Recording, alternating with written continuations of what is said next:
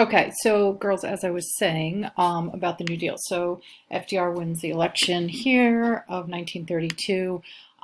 This here is just like iconic New Deal art. You see a lot of murals that were done during this time period. One of the things that FDR does is he puts people to work.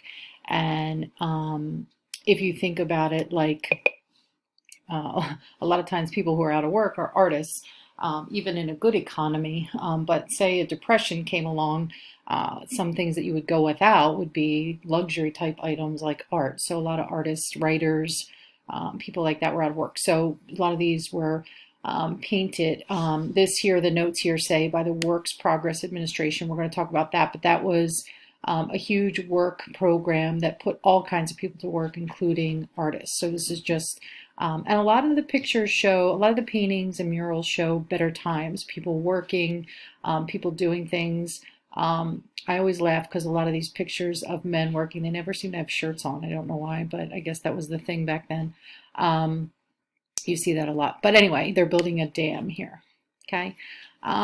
So the New Deal, when FDR first came to power, we talked about the first 100 days, right? So the first 100 days, the first thing he does, we said, is he calls for a banking holiday and closes all of the banks to try to fix them. Okay, so he closes all of the banks so he can fix them.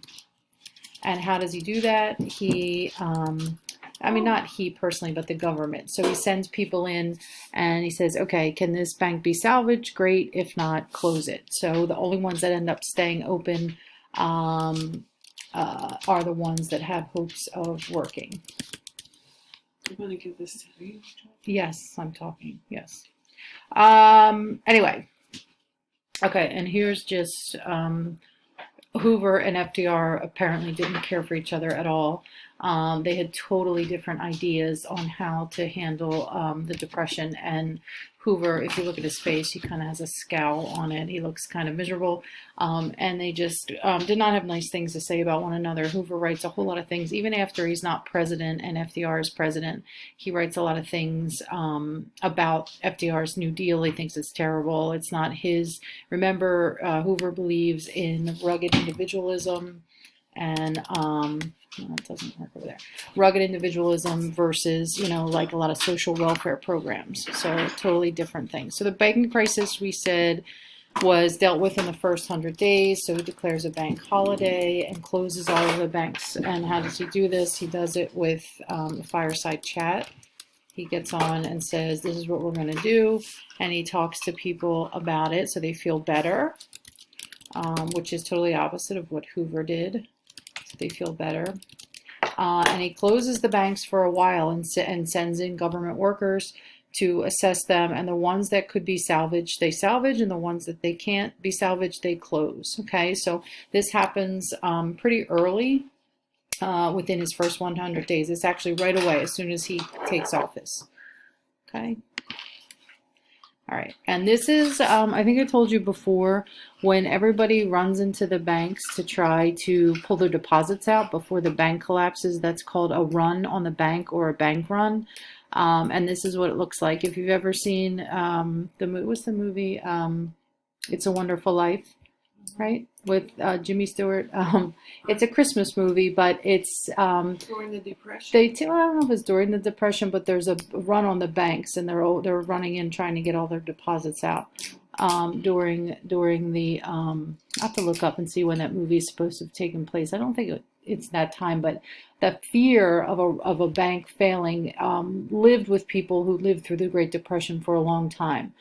Even though the New Deal fixes a lot of what causes bank runs with something called FDIC, we're going to see that it lived. Like, even if you ask somebody, if you know your great-grandparents or somebody who's older who lived through the Great Depression. Now, at this point, a lot of those people are pretty old, but they still have, maybe even still have a little bit of a mistrust for the banking system. But this is a run, so these people are panicking geez, the stock market crashed and the banks aren't doing too good. I'm going to run and get my deposits out before the bank collapses with my deposits. And that's what affects most Americans more so than the stock market crash. Okay, so what FDR does also do in the beginning, in the first New Deal, is create a lot of agencies. A lot of times people call the New Deal alphabet soup because there's all these acronyms of things that are created. And the NRA, I hate that word. I always call it the NIRA because it's really called the National Industrial Recovery Administration. The NRA sounds like the National Rifle Association. That's not what it is, but some people called it this, some people called it NIRA. I always call it the NIRA. The NIRA is going to be deemed unconstitutional by the Supreme Court. So it's going to go away. And what it does, it's kind of the opposite of a lot of the stuff that the progressives did in creating antitrust legislation and having, I don't know, it really lets business do things that some people thought were creating trust. It really is government interfering so much in business that some people felt it was intrusive and actually sued, and that company won, and we'll talk about that case. So it's going to be deemed unconstitutional. Also, too, deemed unconstitutional by the Supreme Court is the AAA, the Agricultural Adjustment Act. So we're going to put here unconstitutional. And the court case is Schrechter Poultry Company. I always spell this wrong. Shocker. I think it's Schrechter. Is it down here? Schrechter Poultry Company versus the U.S. Let me see here. Let me look it up.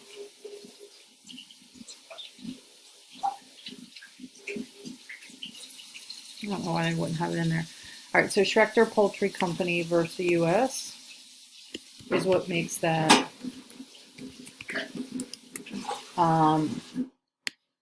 unconstitutional. And let's see. Let me just see here. How's your browse? Okay. Schecter. That's why. SCHECH.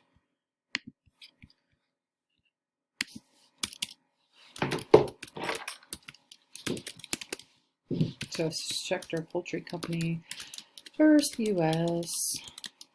Okay, and the poultry company wins. Okay, they felt the government was interfering too much in their business. A lot of people felt that way. The other one, the case that undoes the AAA, is Butler versus the U.S.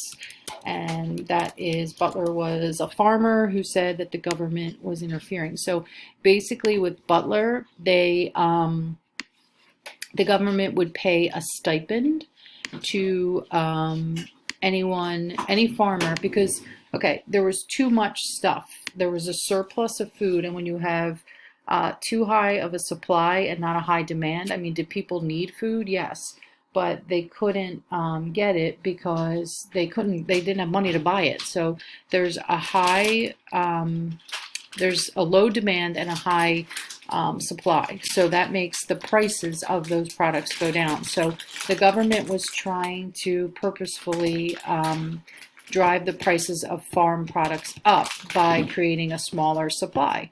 So they told farmers to grow less. But they gave them a stipend. They paid them a stipend, which is a payment by the government to grow less stuff. Okay, and this one farmer, Butler, was like, look, you can't tell me what to do. Like, what are we, communists? Like, I can't, this is a capitalist country and I should be able to do what I want, and that's unconstitutional for you to tell me that. So they won. So these two things were deemed unconstitutional. The government, the Supreme Court did not agree with FDR. So the Supreme Court did not agree with the executive branch that government can interfere in these two things. And that's an example of checks and balances. So where the executive branch was trying to push a lot of this stuff through, the Supreme Court was like, oh no, we're not doing that. So that's an example of checks and balances. And, FDR did wield a tremendous amount of power. Some people are critical of him for that. They say he usurps too much power. But he just looked at it as a desperate situation, and he just had to try and push through as much stuff as he can. And in the beginning, Congress was really on his side. There was a lot of Democrats in Congress, and they did do a lot of stuff with him that like agreed with him and pushed a ton of legislation through, like all these agencies and stuff like that. But the Supreme Court said no, and that becomes the law of the land. Now later, we're going to see much later, he's president. He gets elected 4 times, so he's president for, he dies in the beginning of his 4th term. So he's president for probably 13 years, 14 years. So he later, we'll talk about his issues with the Supreme Court, but later it gets to the point then where the Supreme Court is on his side, much later after a lot of trauma with them, like a lot of issues, then Congress stops putting through some of his stuff. So, but right now Congress is on his side. Okay, CCC is an agency that is all men aged 18 to 25 who you had to be physically fit to do this. You had to go out west and plant trees and do irrigation projects and things like that.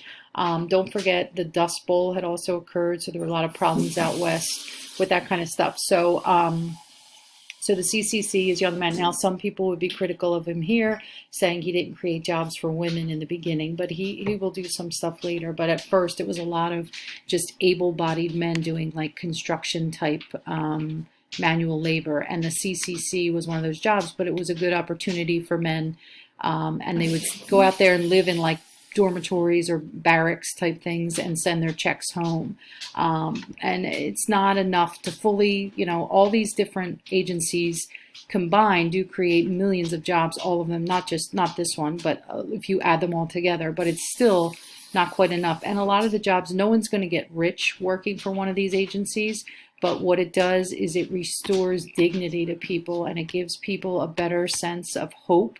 So FDR doesn't cure everything with the Great Depression, but what he fixes are the symptoms, and one of the symptoms is hopelessness and joblessness, and that's what he addresses, and that's what people wanted from Hoover that he couldn't deliver. They wanted a sense of empathy. They wanted, nobody was lazy. People wanted to work. They wanted, like, if you look at primary sources from the Great Depression, which we will, you'll see a lot of signs where people were holding up saying, what I want is a job, not a handout. People don't, there's no welfare programs. There's no social welfare programs yet.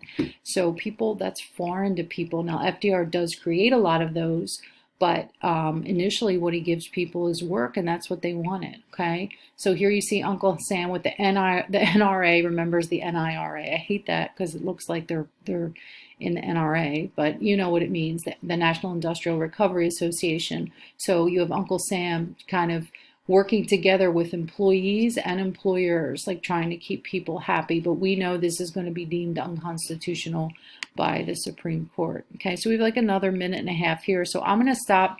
When I'm finished, I'm going to stop, and then I'm going to give you guys an assignment. I'll put it on Canvas and everything.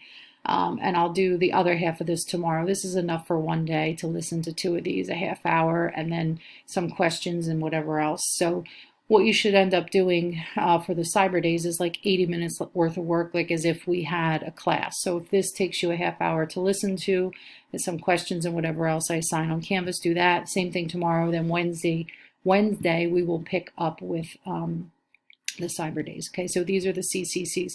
So I'll tell you a quick story. One time when I taught, it wasn't APUSH, it was honors. I had the girls make PowerPoints about all the different agencies, and the girls that got the CCC made a PowerPoint about the CCC, and every picture were shirtless men. I was like, what? I thought it was a joke. I thought they were kidding with me, but it was all these young men, and they just were all working out west. It just was the funniest thing. I was like, girls, this is inappropriate, but they didn't mean for it to be, but here they are clothed actually, but it's just kind of funny. But so planting trees, cutting down trees, irrigation, all different projects out west anyway. All right, so, and you guys know what public works are, right? So FDR creates a ton of public works programs. compared to Hoover, who only did the Hoover Dam, and he did it because it was the associative state and served a high public purpose. It really only created thousands of jobs, where FDR is going to create millions of public workshops. So I'm going to stop here. So slide 17, we'll do the rest tomorrow.